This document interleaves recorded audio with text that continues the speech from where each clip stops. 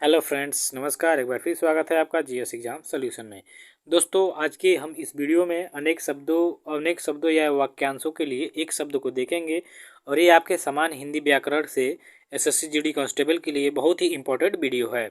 इसके साथ साथ दोस्तों, आप अन्य किसी भी एग्जाम की तैयारी कर रहे हो तो भी यह वीडियो आपके लिए बहुत इंपॉर्टेंट होने वाली है। तो चलिए, चैनल को सब्सक्राइब कर दीजिएगा, लाइक कमेंट शेयर जरूर करिएगा।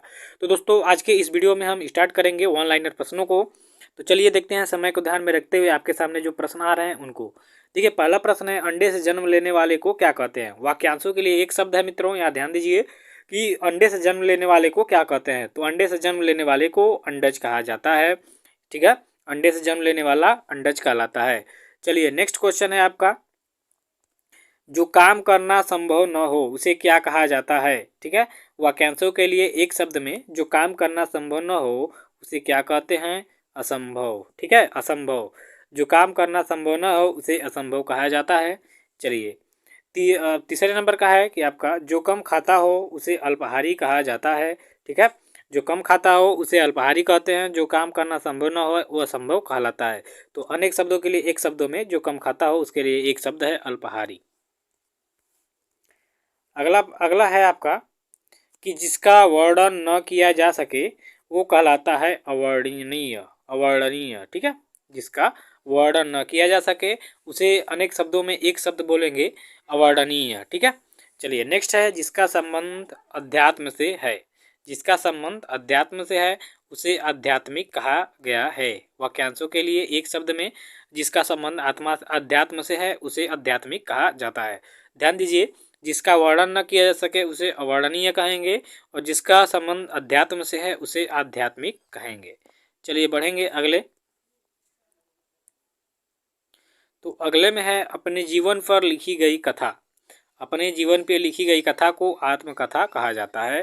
ठीक है, तो ये आपका हो जाएगा वाक्यांशों के लिए एक शब्द में कि अपने जीवन पर लिखी गई कथा को आत्मकथा कहा जाता है। और जिस पर मुकदमा चलाया गया हो अगला है उसे अभियुक्त कहा जाता है। यानी जिस पर मुकदमा चलाया गया है उसे एक शब्द में कहा जाए तो अभियुक्त होगा। ठीक है, वाक्यांशों में ये जो पूरा वाक्यांश है इसका एक शब्द आपका क्या हो जाएगा, अभियुक्त। जिस पर मुकदमा चलाया गया हो उसे अभियुक्त कहेंगे। चलिए नेक्स्ट है आपका कि जिसके पास कुछ न हो इसके लिए एक शब्द होगा अकिंचन। जिसके पास कुछ न हो उसका एक शब्द हो जाएगा आपका अकिंचन। और नेक्स्ट है कि जिसका विवाह न हुआ हो उसे क्या कहेंगे, तो अपरिणित। क्या कहेंगे, अपरिणित।